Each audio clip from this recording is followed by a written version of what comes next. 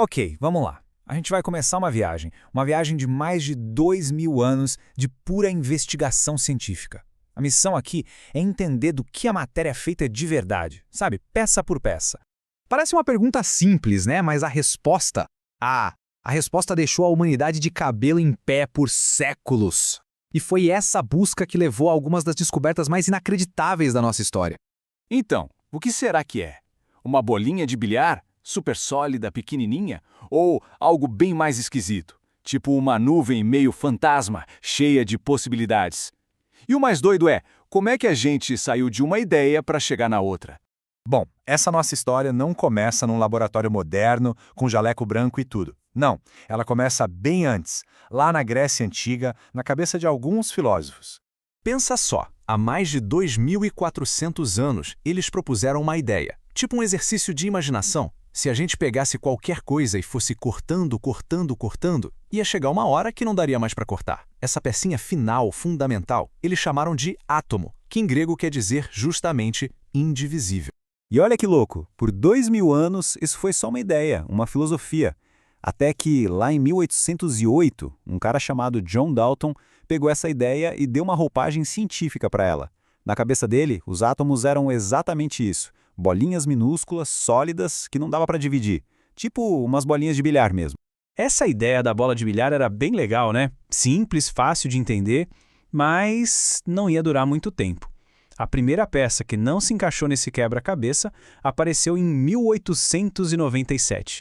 Foi quando J. J. Thomson, fazendo uns experimentos com raios catódicos, descobriu uma coisa assim de cair o queixo. Ele viu que esses raios eram, na verdade, um fluxo de partículas com carga negativa. E o mais incrível, elas eram milhares de vezes menores que um átomo.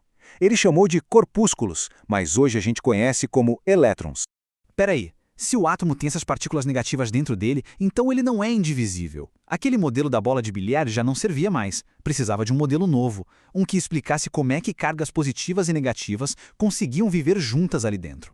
E a solução do Thomson foi bem saborosa. Ele propôs o famoso modelo do pudim de passas. Imagina uma massa de pudim toda positiva e as passas, que seriam os elétrons negativos, espalhadas por ali.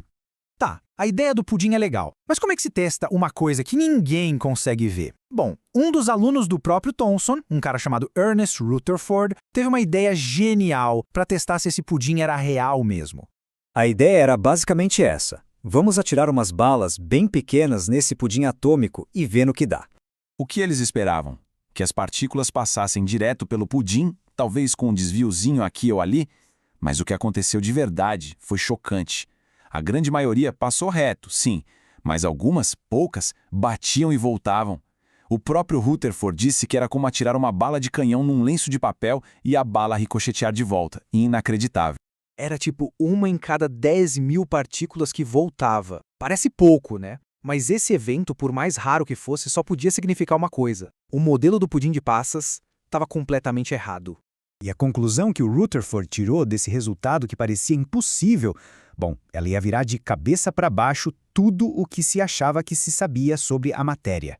Ele sacou o seguinte: a carga positiva não podia estar espalhada, tinha que estar concentrada num ponto muito pequeno e super denso, lá no centro. E esse ponto ele chamou de núcleo. Os elétrons, por sua vez, estariam girando em volta desse núcleo, bem longe. Para ter uma ideia da escala, é impressionante.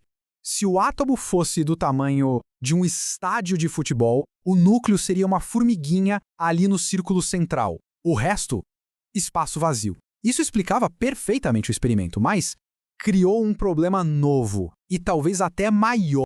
É que, segundo as leis da física daquela época, a física clássica, um elétron girando assim ia perder energia sem parar. E ao perder energia, ele ia entrar numa espiral da morte direto para o núcleo. O átomo inteiro ia entrar em colapso numa fração de segundo. Resumindo, pela física, o átomo simplesmente não deveria existir. E agora? A solução veio só 2 anos depois, com Niels Bohr, um físico que trabalhava com o próprio Rutherford. E a proposta dele foi radical. Basicamente, ele disse que o mundo atômico precisava de um novo livro de regras. O Bohr chegou e disse, e se as regras que a gente conhece simplesmente não valerem aqui dentro do átomo? Ele propôs que os elétrons só podiam existir em órbitas específicas, tipo uns trilhos de trem, onde eles ficavam estáveis e não perdiam energia. E eles podiam pular de um trilho para o outro, mas para isso precisavam absorver ou liberar uma quantidade exata de energia. Essa ideia genial explicava com perfeição por que cada elemento químico emite um padrão de luz único, como uma impressão digital. O modelo de Bohr foi um sucesso gigantesco, resolveu um problemão. Mas a ciência, claro, não para. E logo ficou claro que até mesmo essa ideia de órbitas fixas era simples demais. A partir daí, o ritmo das descobertas foi alucinante. Pegando o trabalho do Bohr como base, físicos como Erwin Schrödinger e Werner Heisenberg criaram uma área inteiramente nova, a mecânica quântica. E eles mudaram o jogo completamente. A ideia de uma órbita, um caminho definido, foi trocada por algo muito mais estranho: uma nuvem de probabilidade. Não tem como saber exatamente onde o elétron está em um dado momento. O que se sabe é a região onde ele tem mais chance de ser encontrado. E essas nuvens de probabilidade que os cientistas chamam de orbitais não são só um borrão. Elas têm formas bem definidas e complexas.